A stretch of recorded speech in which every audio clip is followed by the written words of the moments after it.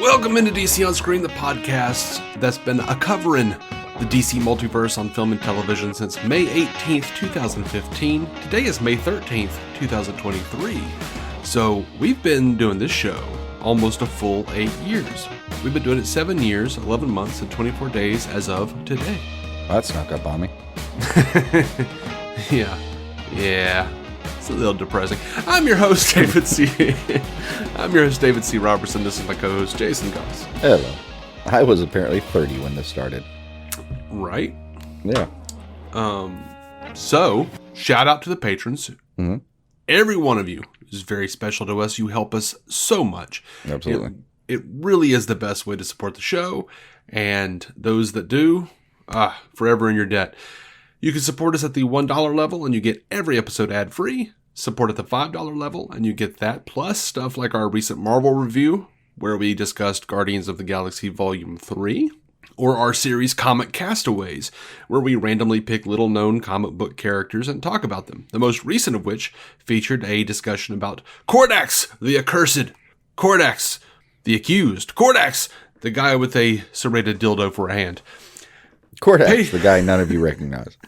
Kordax the Forgotten. Patreon.com/DC on Screen if you'd like to come support the show and get some fun stuff, some fun stuff from time to time.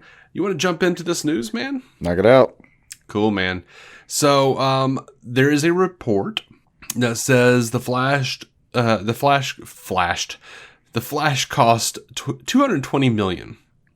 Okay. That's higher than Wonder Woman 1984. That's higher than Black Adam. Both were reportedly around $200 million. And just below Man of Steel, which was $225. Yeah, but at least Man of Steel was an honest $225. Well, mostly. With Flash, it's going to roll in every false start production into that budget. Yeah, I'm not sure. Every writer that was hired, typically. Grant true. Morrison's $100,000 or whatever it was probably is in there somewhere. That's probably true. And then Andy Machete carrying the fucking baton the whole time. No, we're going to do it. As many of you know, and we are aware, there are so many TV spots and snippets of The Flash out there right now. And like we told you last episode, we are not getting into it here. I'm watching them. I'm sure Jason isn't. And We want to respect you guys who are trying not to hear too much else about the actual content of the film, because there's a lot we could pick apart.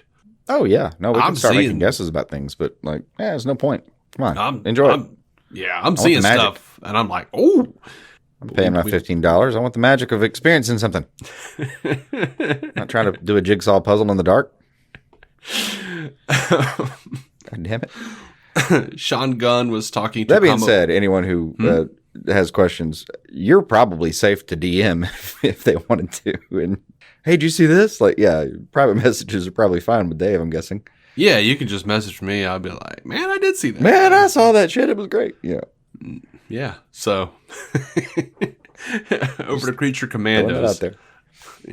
Throw it, man. Throw it.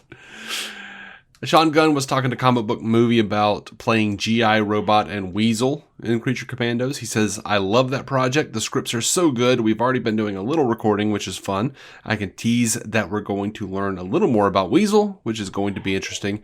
And I just love G.I. Robot so much.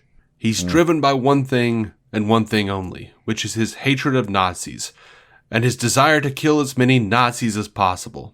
So for me, as somebody who hates fascism in all its forms, I can relate to somebody who's wanting to get out there and put smack down on some Nazis. There's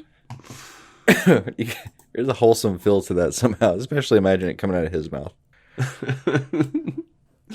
I just don't find him to be a menacing person. No. I wonder what we're going to find out about Weasel. He actually could swim the whole time.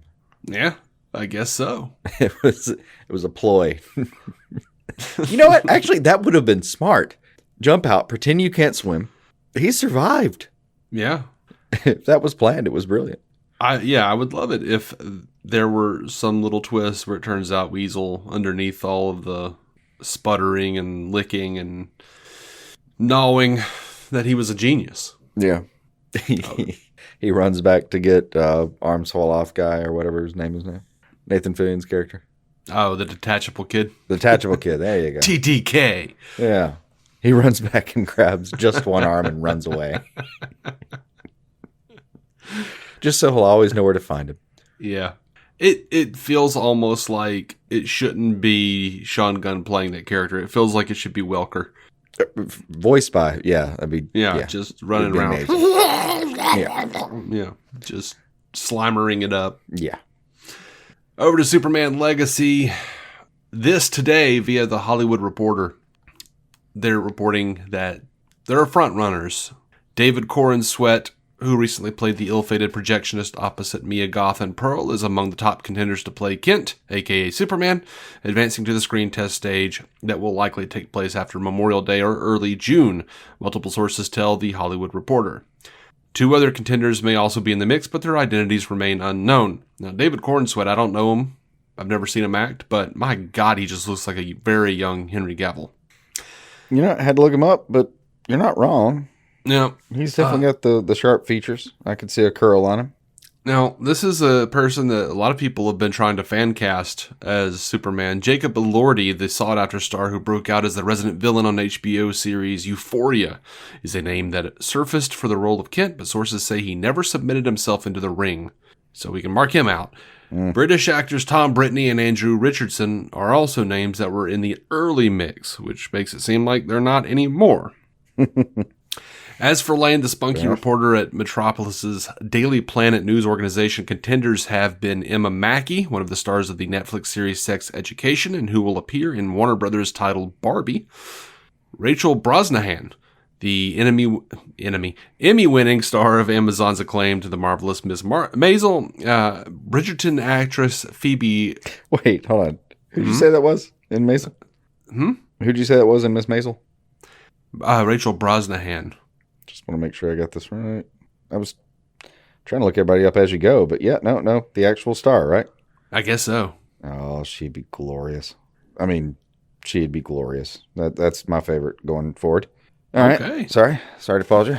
No, you're good. You're good. Bridgerton actress Phoebe Dynevor and Samara Weaving, last seen in Scream 6. It is unclear who is advancing on to the testing stage. Brosnahan is said to have delivered an outstanding audition, but at 32, may be in the older range for what Gunn is ultimately hoping to achieve. You know, David Corrin Sweat's only 29. She's 32. I like the idea of Lois Lane being a little older than Clark. Yeah, I don't mind that at all. Especially 29, 32. Like, that's an age range that it's fine. Negligible. Yeah. Sources caution that some of these are not screen testing and have merely been in the mix. One source, without providing additional detail, dismissed some of the names as a chat room list. Warner's had no comment, and one insider said, the filmmakers in studio are nowhere near a decision.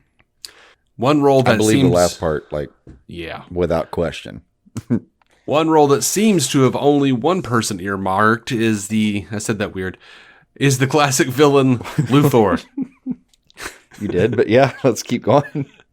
Nicholas Hoult, currently starring in vampire thriller Renfield, has been tapped to play the bald-headed evil genius.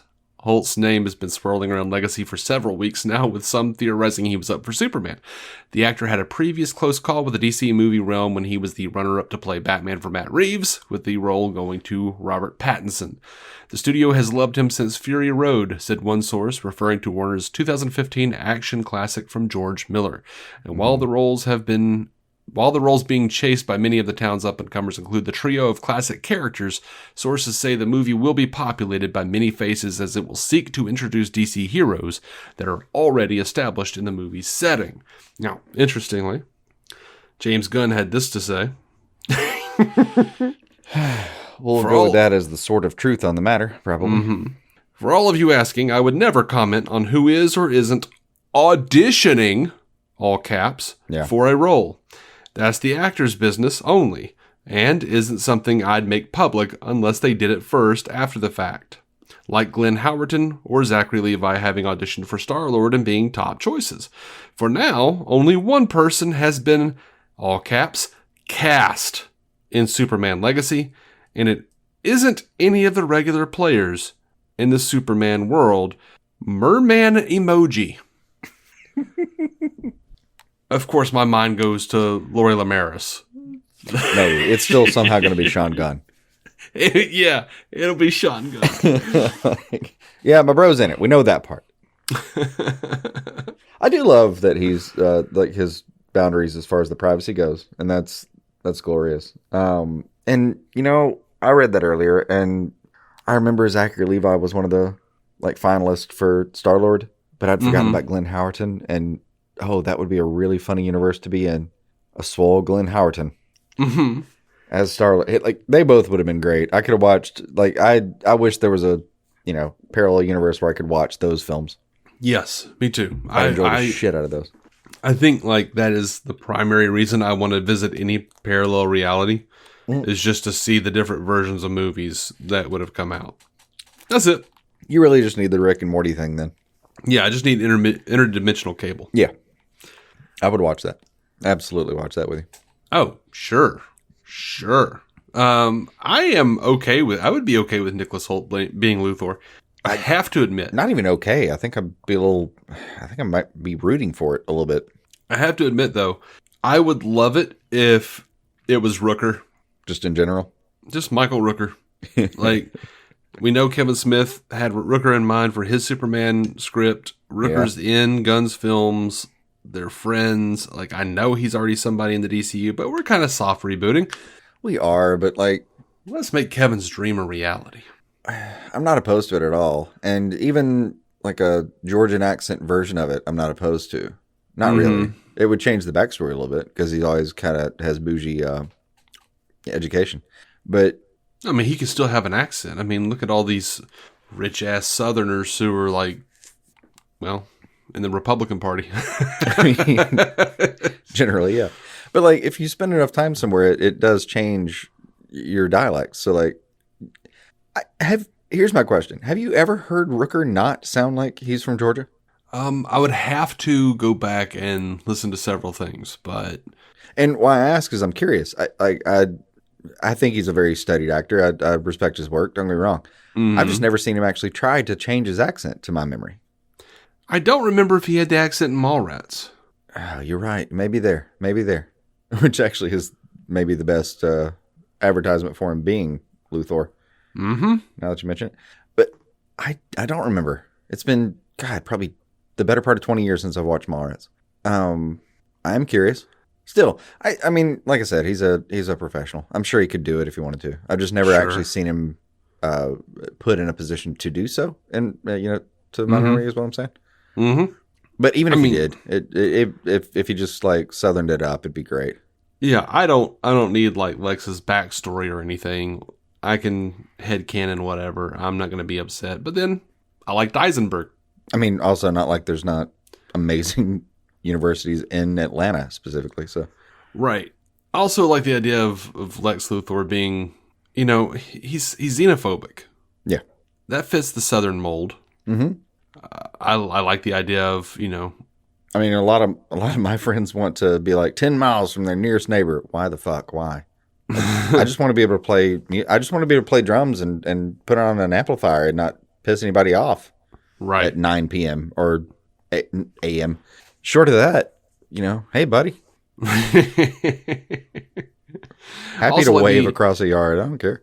I like the idea of a super genius who can just build whatever and figure stuff out, like starting out in his dad's garage.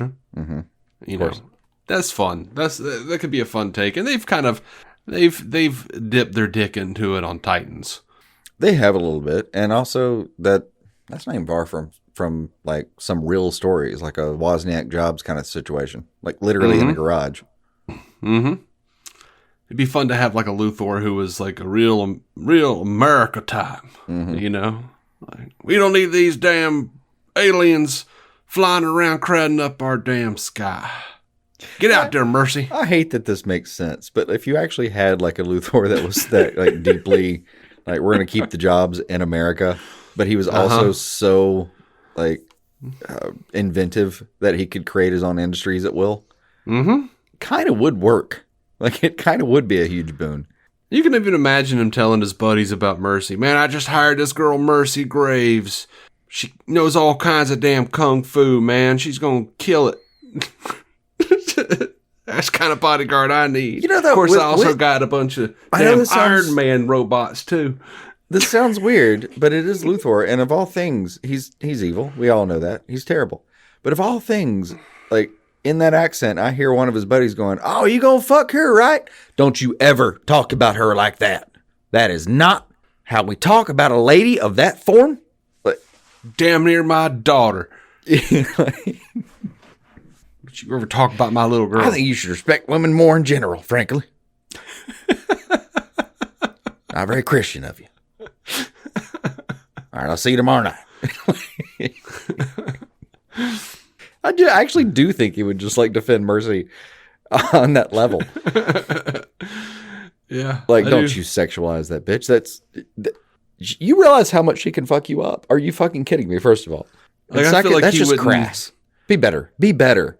I feel like he wouldn't even have the conversation. I feel like he would just like pull out a gun and shoot the guy and be like, disrespectful as hell. Anybody else got something to say? Yeah. Anywho, moving right along. I do think Nicholas Hoult would do a fantastic job as Luthor. I genuinely do. I would let him keep the hair, though. I really? Yeah, I don't think I would like him bald, but I'd have to see the screen test.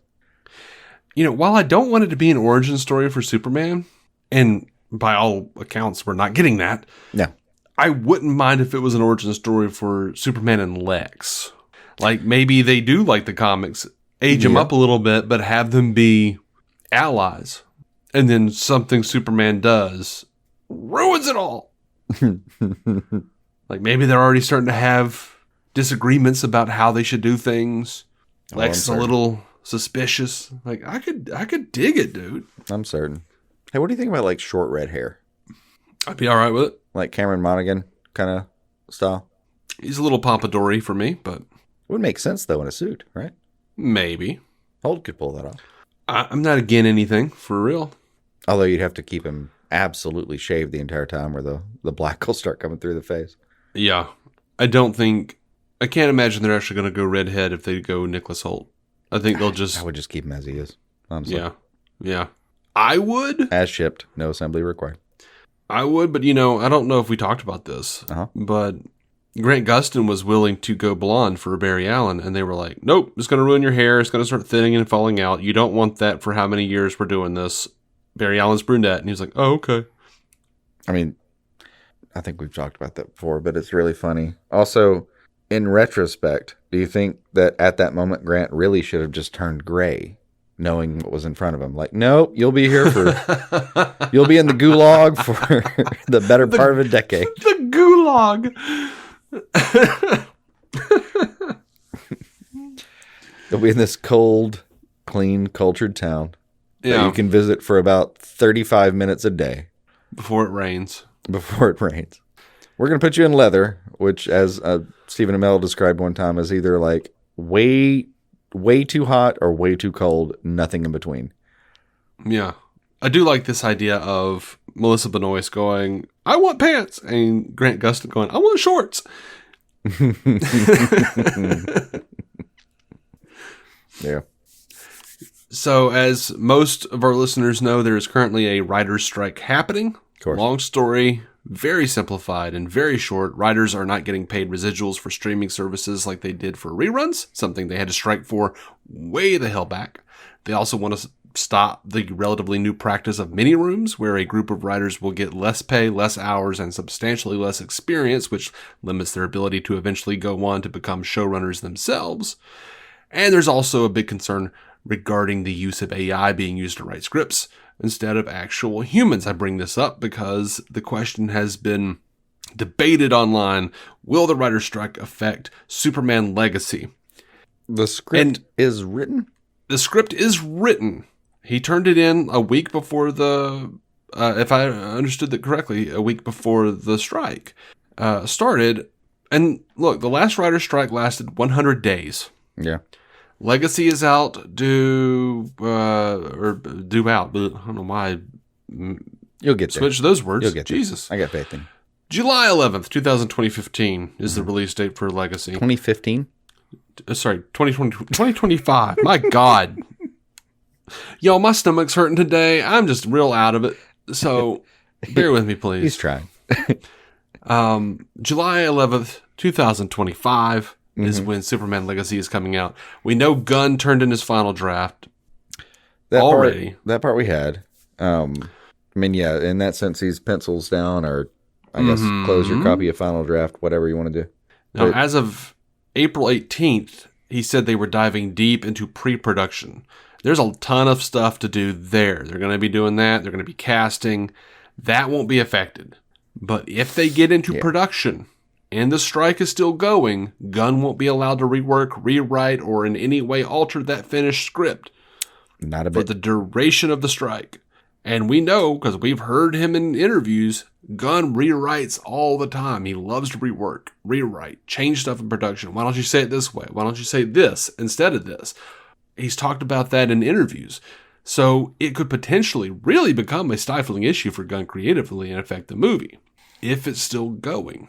Yeah, it's a real worry. Another thing for me that's a major worry is 100 days out of a 4-year contract is a chunk of like not being able to do your job effectively and like really dig in and like put your best face forward and all that shit. Mm-hmm. Like, it's supposed to be a 10-year plan. He's got a 4-year contract. And then we're going to take a chunk out of it and say you just can't put pen to paper. Yep. That sucks. I would sucks. hate for this new whatever it's going to be to just have the asterisk after all of the shit we've been through. And apparently 8 years after all of the shit we've been through to sit down and be like, no. I mean, it didn't work either, but you know, but you have to remember this was happening at the time. Like,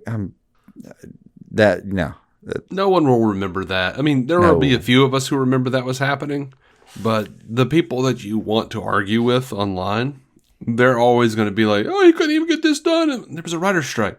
But Birds of Prey flopped. It was the pandemic. Yeah, I know. I mean, like, I remember in the aughts, all the shows that I was actively watching that just were gone now, or got like a weird, shitty ending, and just these things really affect production in real ways. And it's not like it's just the writers. Like, you can't just make a show. I mean, Andor's showrunner got in deep trouble for trying to make the show anyway, even though they had the scripts and all that. But still, like, now there's a whole series of conversations about like, well, is making the show, even if you don't need the writers, is that crossing the picket line, or is it just if you do scabs and hire new writers? And like, not even trying to get into all that shit. It's a whole fucking argument. But like, bottom line is it absolutely affects everything. And as so many people have put it, like, God, it all fucking starts with writers. So yeah, I mean, bottom line is, I think you're on the same page. Fucking pay them. God damn it, fucking pay them. They've been striking since fucking the aughts about the streaming rights and residuals there, and still nothing. Just fucking pay them. Absolutely. All you're gonna do is charge us more anyway. Fucking do it. I'll pay another for 50 the writers. Cents. That'll cover you ad nauseum. Fuck you. Do it. I saw one writer holding a sign that said, "Buy one less yacht."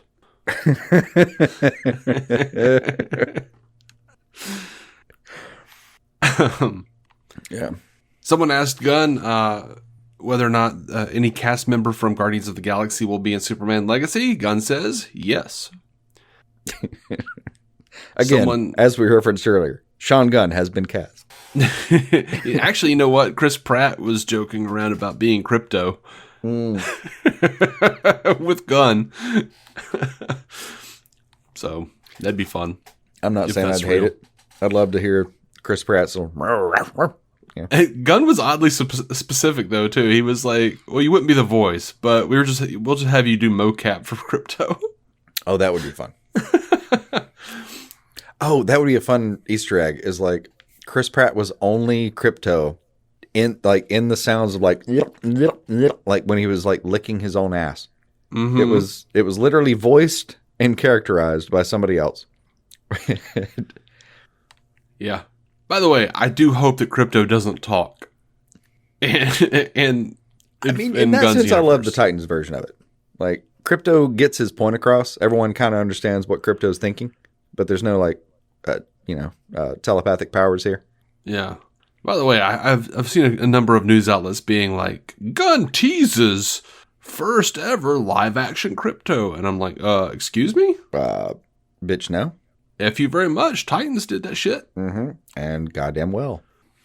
But yeah, if you've got Eagly, man, let's do Crypto, let's do Streaky, let's do Comet, let's do them all.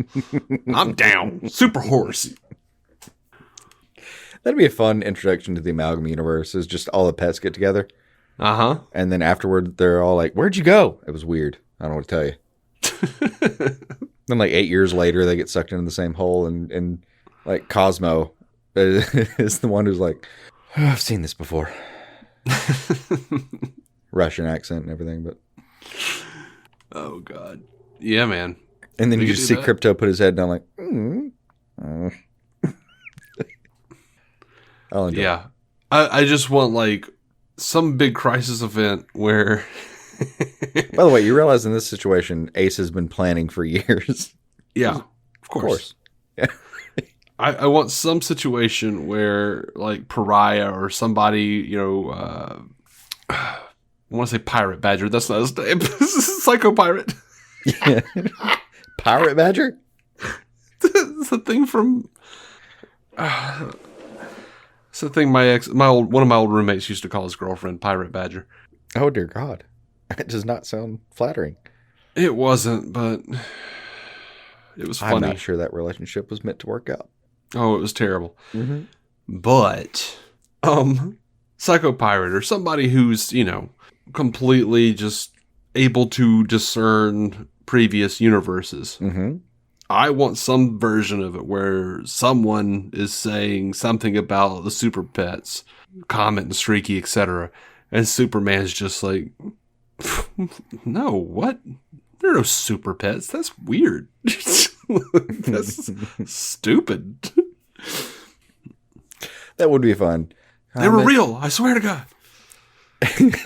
No, I would love this panel just in one of the crisis events of whatever DC's going to do at any given time. It's always going to be crisis, whatever, right? And sure, I guess. And they're always the biggest that's ever happened, right? And in one of these, just one character like Psycho Pirate, just kind of like you see a pull quote from him almost that just says like, you don't understand. There's a universe they all visit. Crypto, Ace, Streaky, Comet, they're all there. They've saved us more times than we even can count. They can't tell us about it. But we owe them all our lives. I don't know. Munchie the Super Goat seems to disagree. Nay! He just got left out of one. He's been salty since. Anyway. Mm-hmm.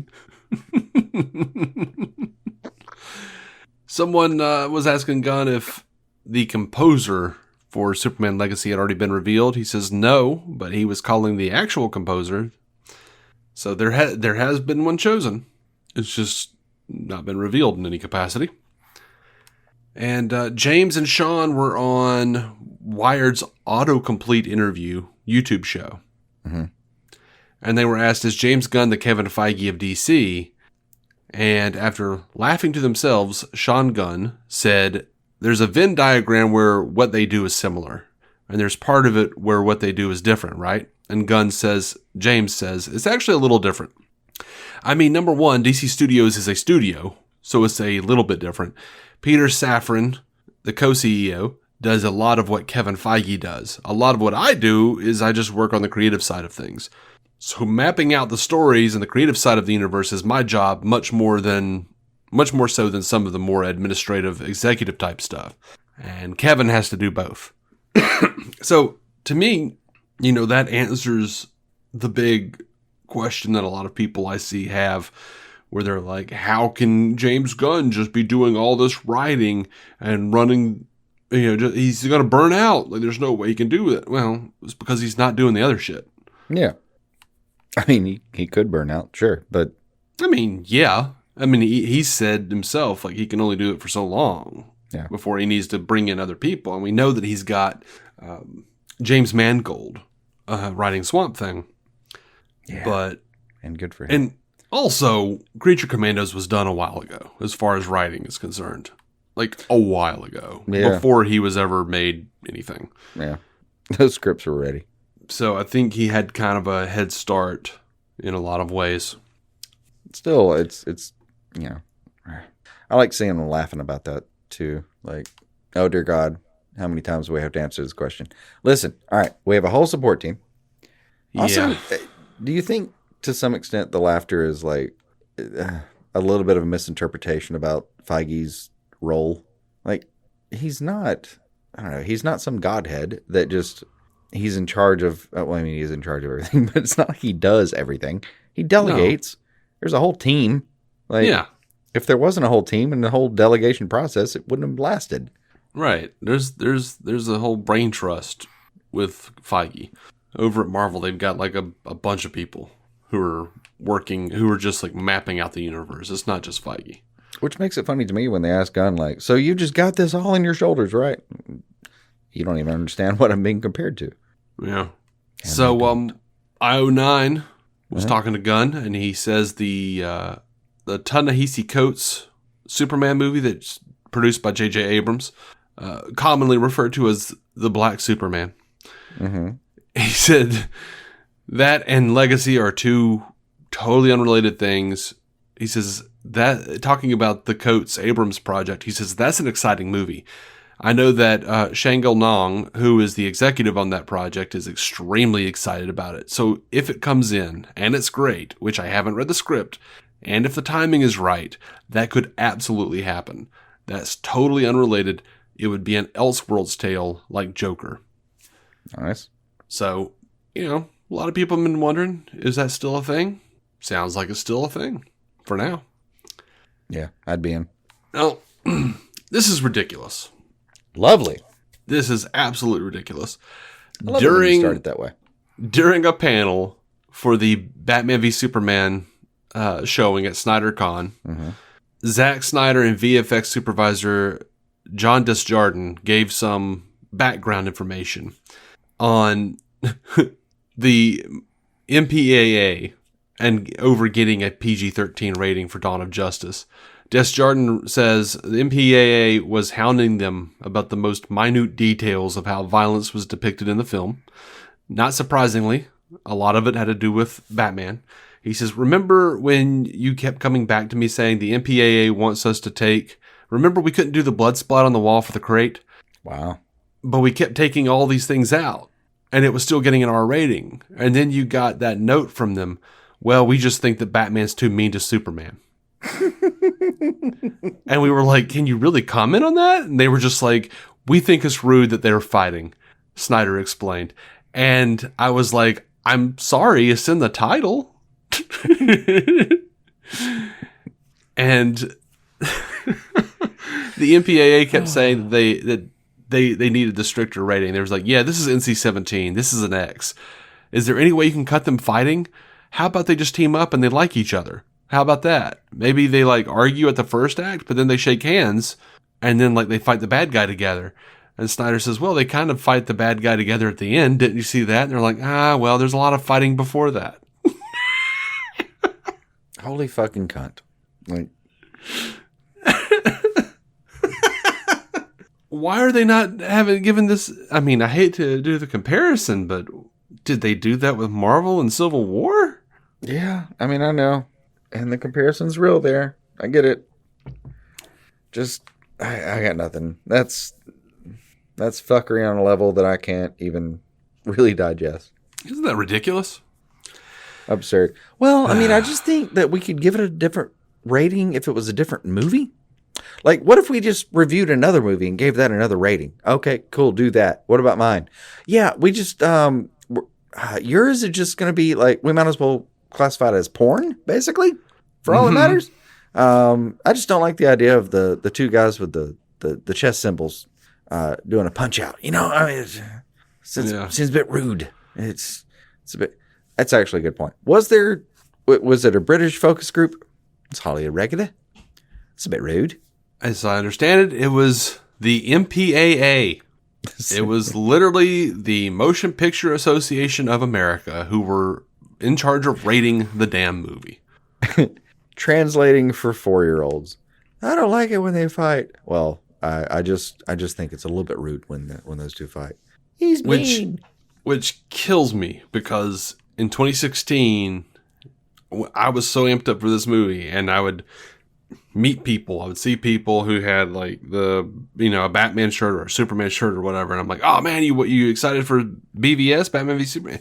I don't know. No, not really. Like, why are they fighting? I thought they were friends. Had no idea that was going on at the MPAA. That is just amazing to me. I mean, I don't use the term often, but filthy cash applies pretty readily, I think, to what I assume is 4 people with 3 neurons between them. Like, all right, well, enjoy your Super Friends DVDs. I get it. Yeah. Oh, and here's a ridiculous thing that we talked about. It had to have been 2015. It had to have been. We've talked about it on this show at the beginning of the show, and it is so rare that one of these crazy-ass rumors actually comes back around and we find that they were true. It's going to be rough, isn't it? According to Zack Snyder himself, quote, we thought Zeus could possibly be Kryptonian so that Wonder Woman's powers... anyway, you can see where that's going. The whole thing of whether or not magic or gods, there's a version of where you're like, that's cool, I guess. Then there's the scientific aspect. You have the pathology of wondering where gods come from. We had played around with that quite a bit. So at some juncture, like we had, like years and years ago, we had these rumors like Zack Snyder's gonna turn the Kryptonians and like gonna make the Greek gods into Kryptonians, and that's where they got the Amazons from. This is bullshit. Of course. And we were like, maybe that's true, but eh. And we never heard anything else about it. There was like a few weeks where it was madness online. But it turns out that was a real thing that got leaked. Like Zack Snyder was actually just thinking about that. Like not necessarily putting it into a script, but... And what's funny is I think back then I would have been like, yeah, I don't want that. And I still think I'm that way. I still think overall I'm that way because there's a certain amount of... it makes the universe feel small to be like, well, there are only humans and Kryptonians, you know? So if there's going to be Greek gods, got to be a Kryptonian. But I do like the idea of them being Kryptonians who landed on Earth all these years ago. They had the crashed ship. They had the broken chamber. We know there were Kryptonians on Earth somewhere at some point. It would be cool if they were the Greek gods. I can get behind it in one capacity for me personally. Mm-hmm. Like if it's just Kryptonians, then that's a little bit boring.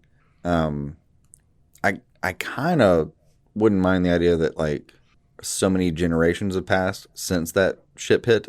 Yeah. That they don't know.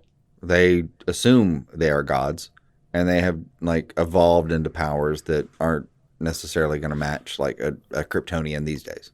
Yeah. Like that I could, I don't know. That sounds fun. Mm-hmm. I wasn't completely sold on the whole Kryptonian Greek god thing though. And I don't think it played out as far as the universe went. No. I didn't see them actually doing that anywhere. Mm-mm. I mean, and my major contention with it has nothing to do with whether it's a good idea. It can be a fun idea. But honestly, the major problem is like, is Wonder Woman, frankly. Uh-huh. That does have to be special. That does have to be magic. And there has to be magic in that universe just to fuck with Superman. Right. But maybe magic was developed by ancient Kryptonians, and that's why it hurts Kryptonians. Yeah, I could deal with that. And, you know, that has some, like, Smallville kind of vibes to it, too. Yeah. But, yeah. I'm ultimately glad we didn't see it, but... I think it would have been my favorite part, but...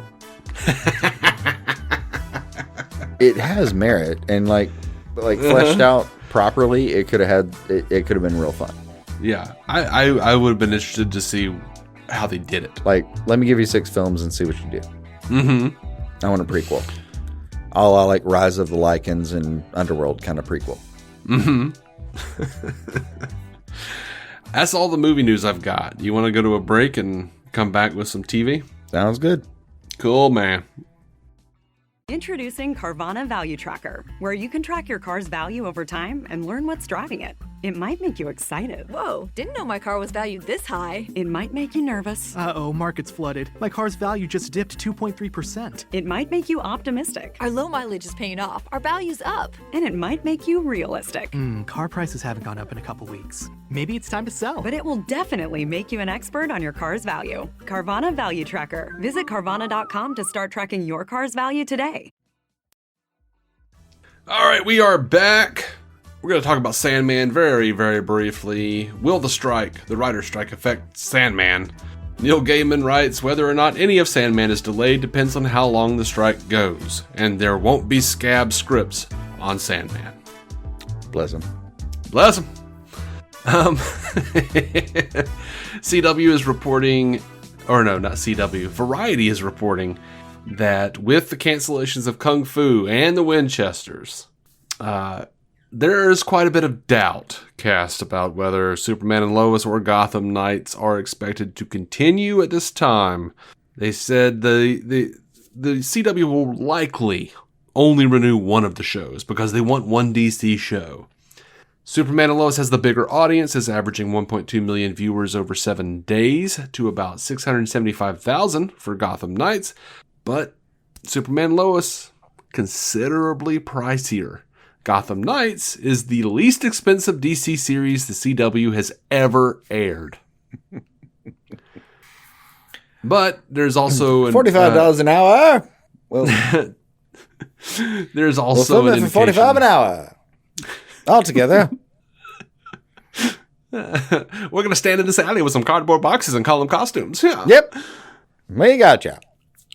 So, yeah, THR seems to be indicating, though, that Superman and Lois could get renewed, but moved exclusively to HBO Max, which I'd be okay with. Like, I don't want Superman and Lois to get canceled. No, I feel you there. Like, I know I do a DC On Screen podcast. I'm sorry. I have not been able to bring myself to watch one single episode of Gotham Knights. Those trailers look atrocious. I'm behind in general, so I don't even feel like I have to apologize for that. Just can't. I am so far behind that's not even a problem for me. It's one of those things where I need distance. Yeah. Like, maybe one day, probably one day, I will get around to it. Not today. Grant Gustin is apparently open to playing The Flash again. Yeah, in pieces, probably.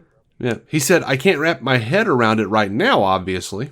But if someone called me today or tomorrow and was like, hey, we have this amazing Flash idea, obviously it's like, I'm going to take that phone call and I'm going to listen to that idea. And I think this is a character that I'm going to, no matter if I play it again or not, I'll probably be associated with this character more than anything else in my career for the rest of my life. So I will always listen to any Flash pitch. It is very, very close to my heart. I think it always will be. That's a classy answer, I think. Classy and prudent. Yeah. Like, no, he's not wrong. He's learned from Amel. Never say never, because then you'll just look like an asshole. I mean, yeah. What's that Fiona Apple line? Never is a promise and you can't afford to lie. There you go. But even then, like, Amel just, oh, welcome back.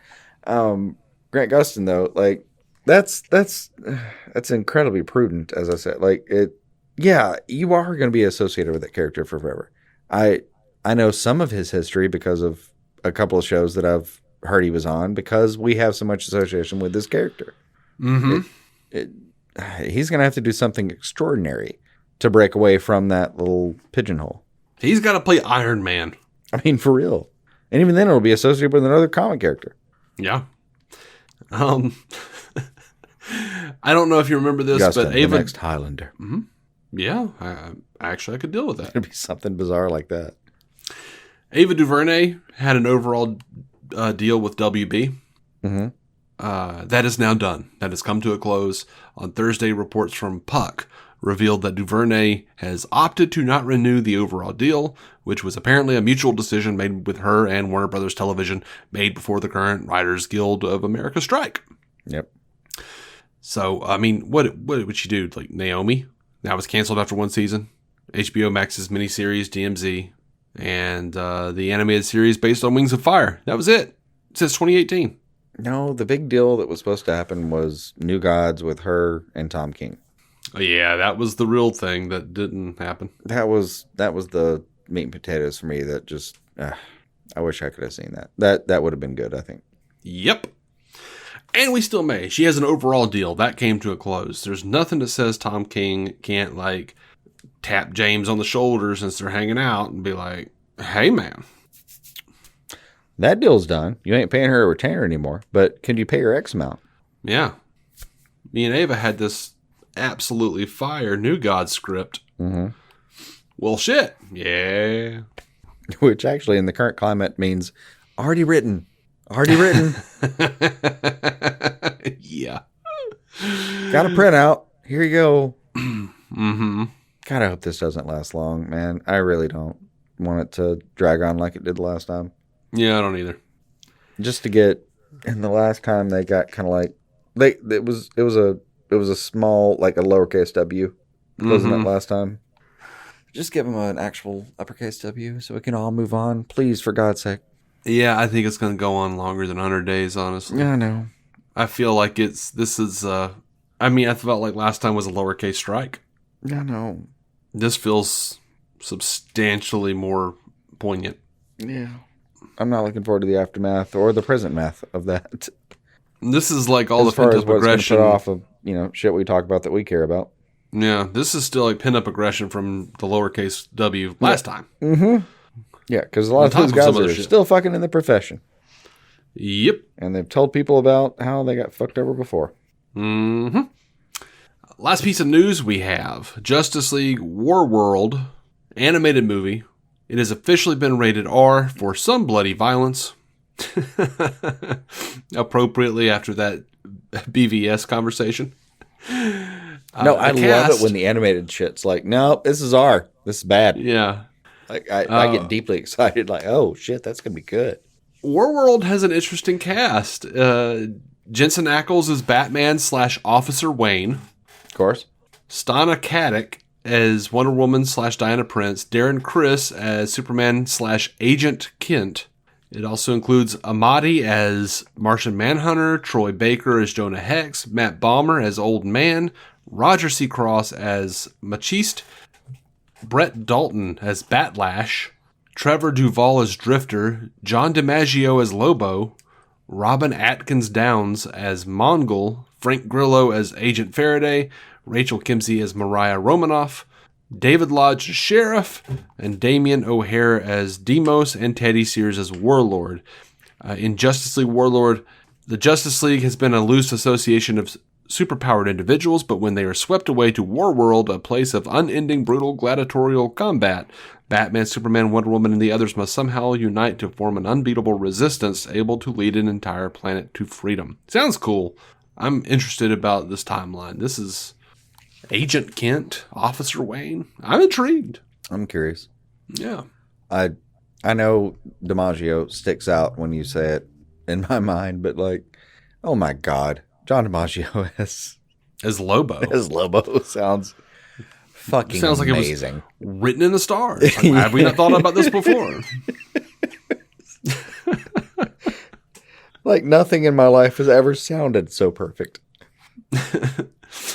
All right, we got several pieces of feedback here. We got 5 stars on Apple from 22 Comics. It says, awesome DC Comics content. Great show for all DC news, reviews, and tangents. David and Jason are some of the best. Thank you, 22 Comics. Thanks. And I'm glad you're not pissed about the tangents. Yeah, me too. You are entered now officially into the Shazam Fury of the Gods giveaway. Mm-hmm.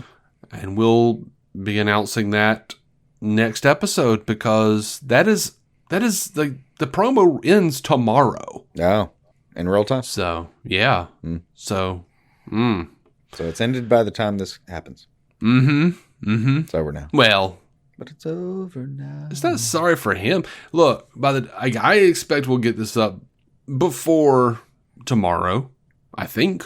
And I suspect I suspect, I'm just going to let people go all the way to the end of the 14th. All right.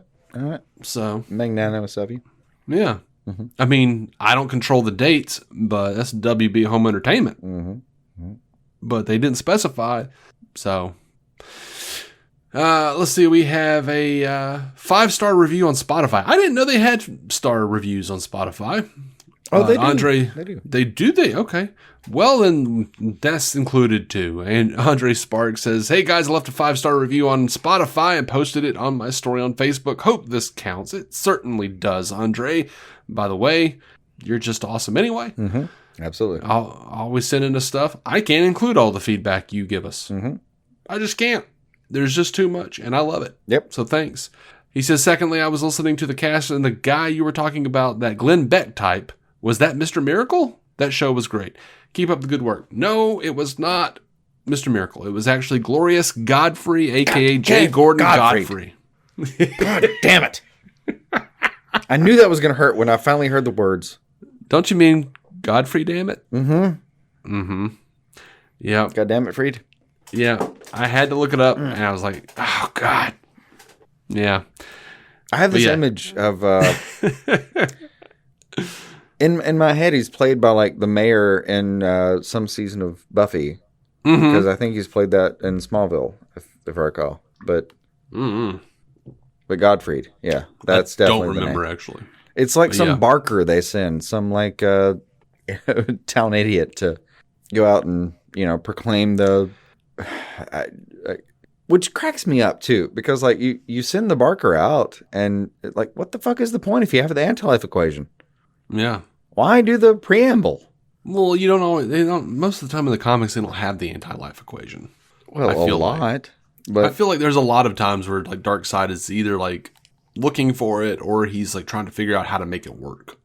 I mean, that's true. That's accurate.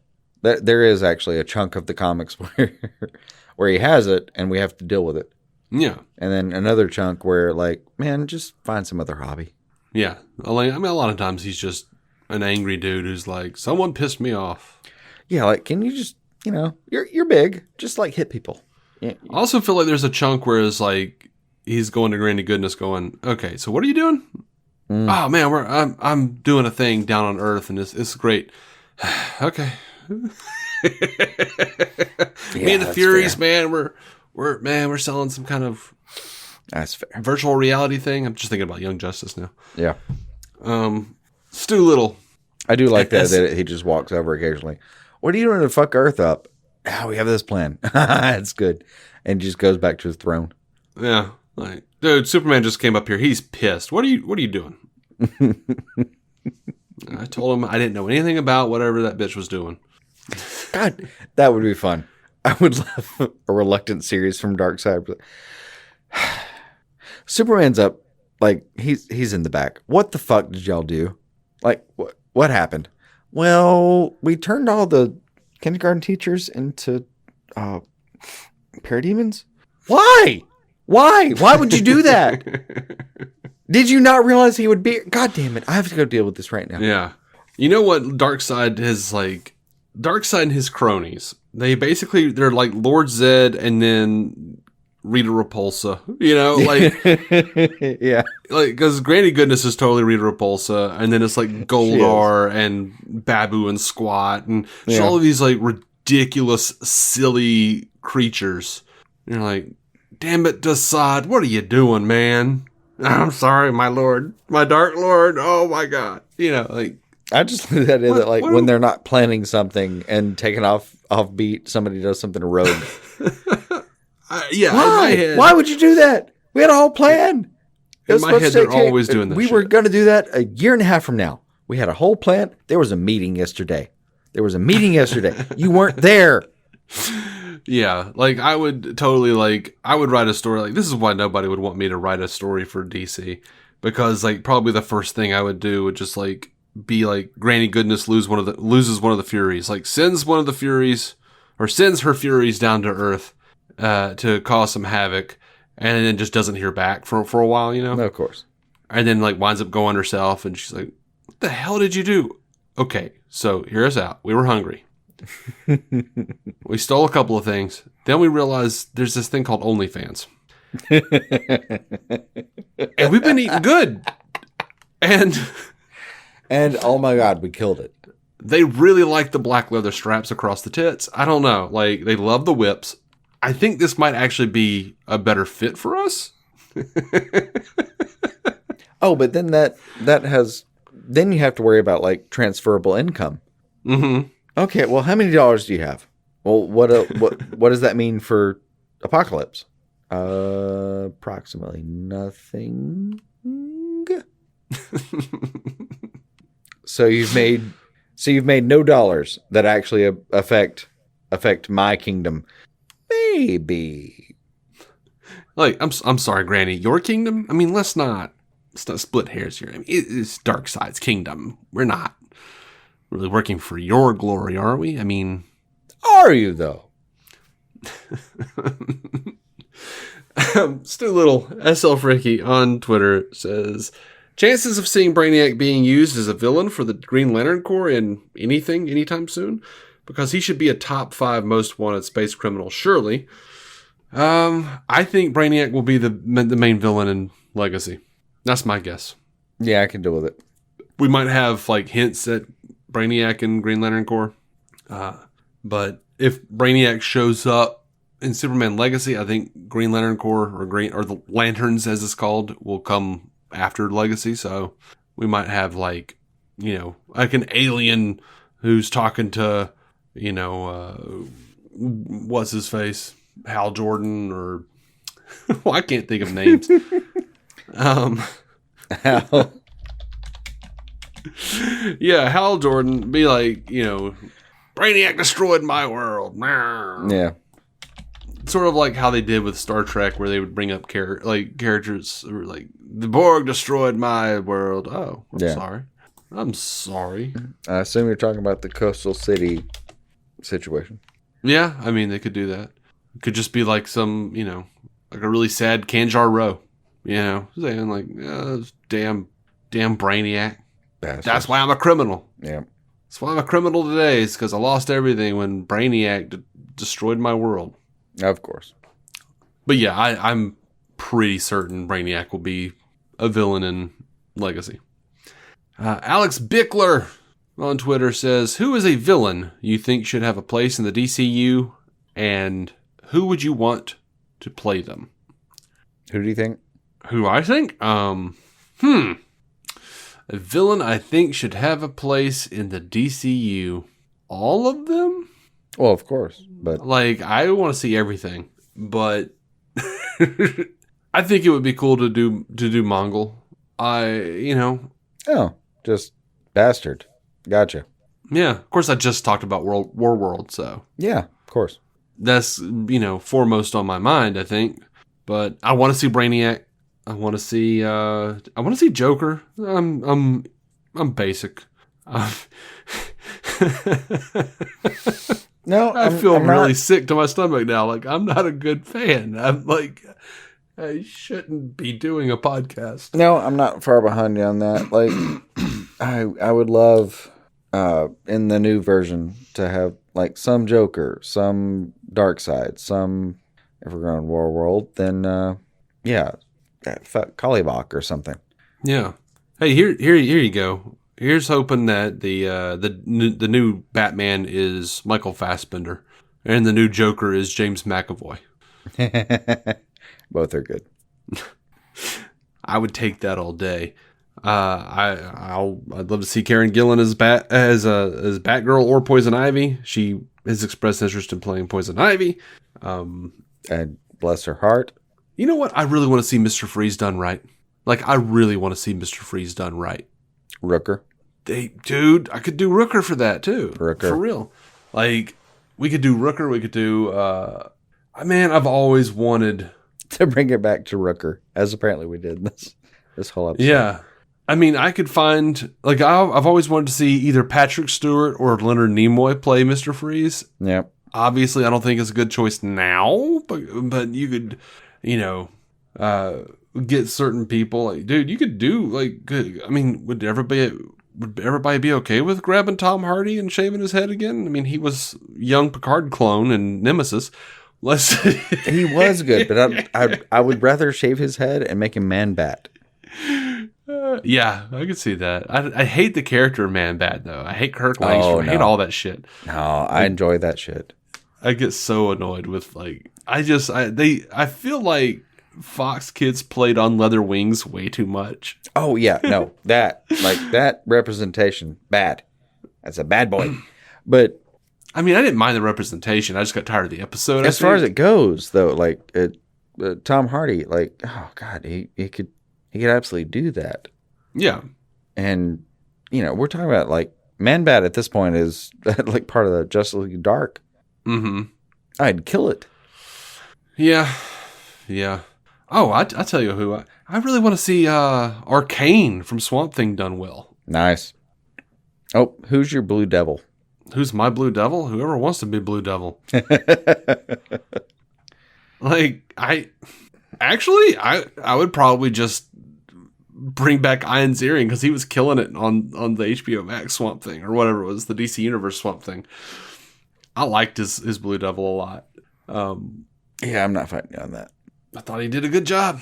Of all the things we hate about Swamp Thing, the show, God, that makeup was amazing. Makeup was amazing. The effects were great.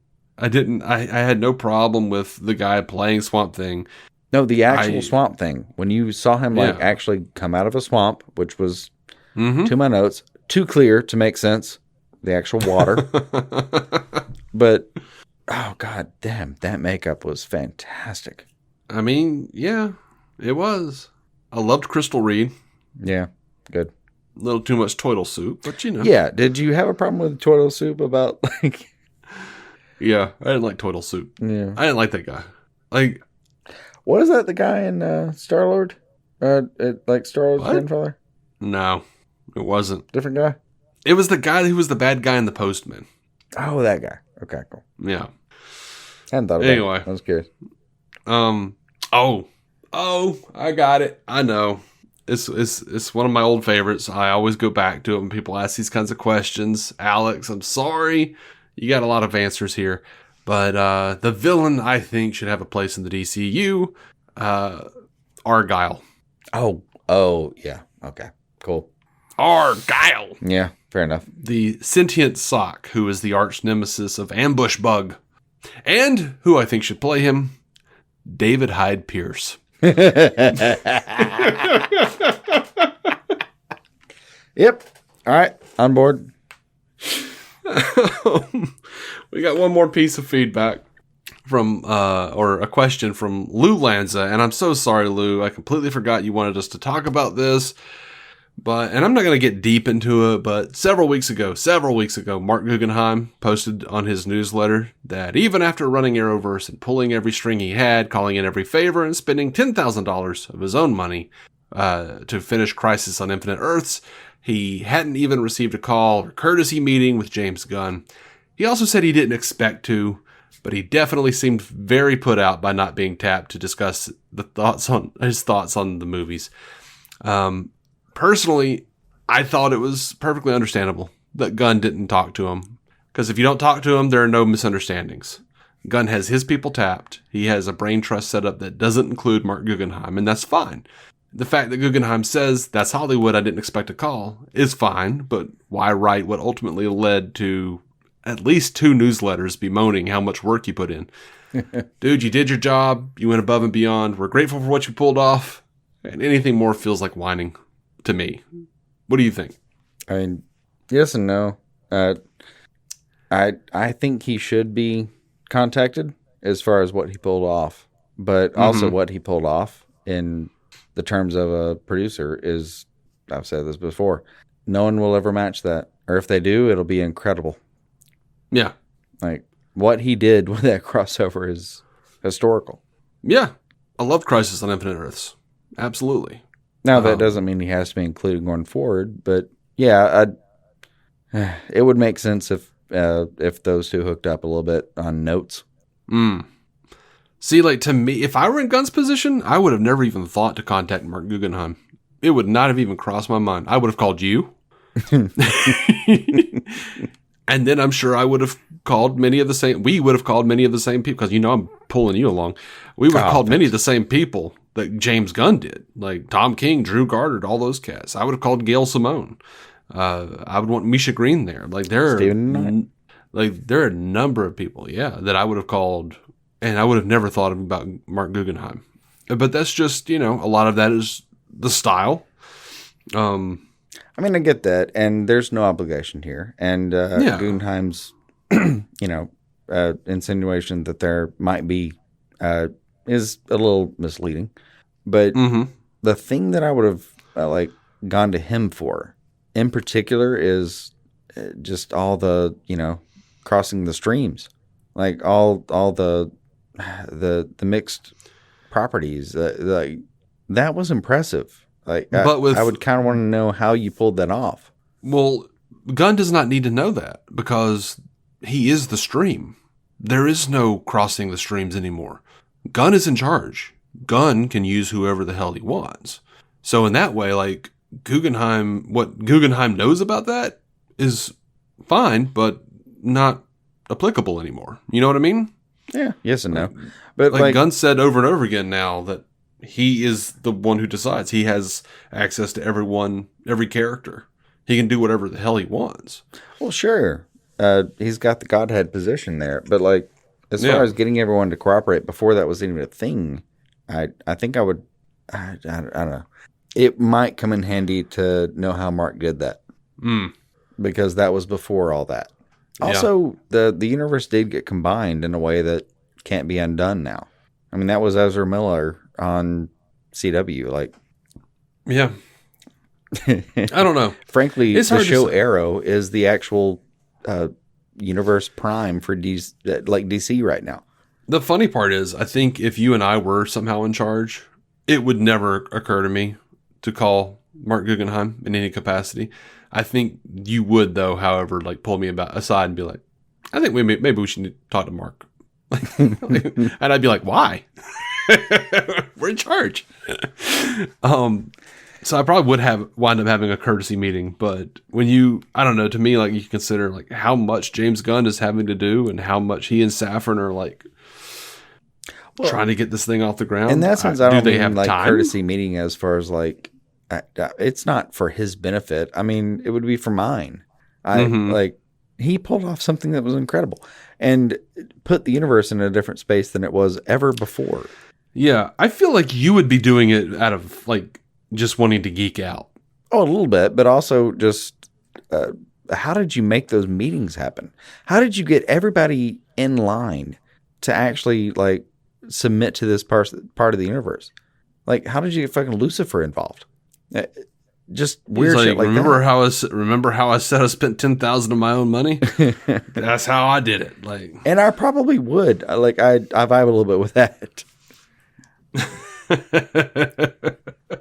Yeah, I mean, anyway, I think it would be I think he's a good resource as far as that goes. I don't blame anyone for not reaching out to him. It's not like that, but to that extent, I guess thinking about it, not reaching out, maybe they know what he did already. It's probably pretty obvious in the back end of the little Hollywood connections, but I was amazed on the back end of what I saw. Yeah, absolutely. But, I don't know. At the same time, I feel like if I was Gunn, I'd just be like, look, I don't want to talk to all these different people about how they got what they did is different than what I'm doing, because I'm in charge and I don't have to answer to anybody. So I'm going to go do the thing and hopefully still be able to do this in 4 years. Yeah, in that sense entirely. I get that. Yeah. I mean, I don't think Gunn needs tips on how to navigate Hollywood, I guess. No, I wouldn't think so. He all right. But Lou, I'm so sorry we took so long to answer this. That was just my fault entirely. So it's all right. Anyway, I think that's going to wrap this episode. You can hit us up on Twitter and Instagram at DC On Screen. You can email us directly, dconscreen@gmail.com. And we will have this up soon enough for you to get in a 5-star Apple review or Spotify review, or share us on social media to enter into our Shazam Fury of the Gods digital code giveaway. You'll be able to do that until the end of the 14th. That's tomorrow. Hurry up and get them in. Patreon.com/DC on Screen to support the show monetarily. Until next time, keep some DC on your screen.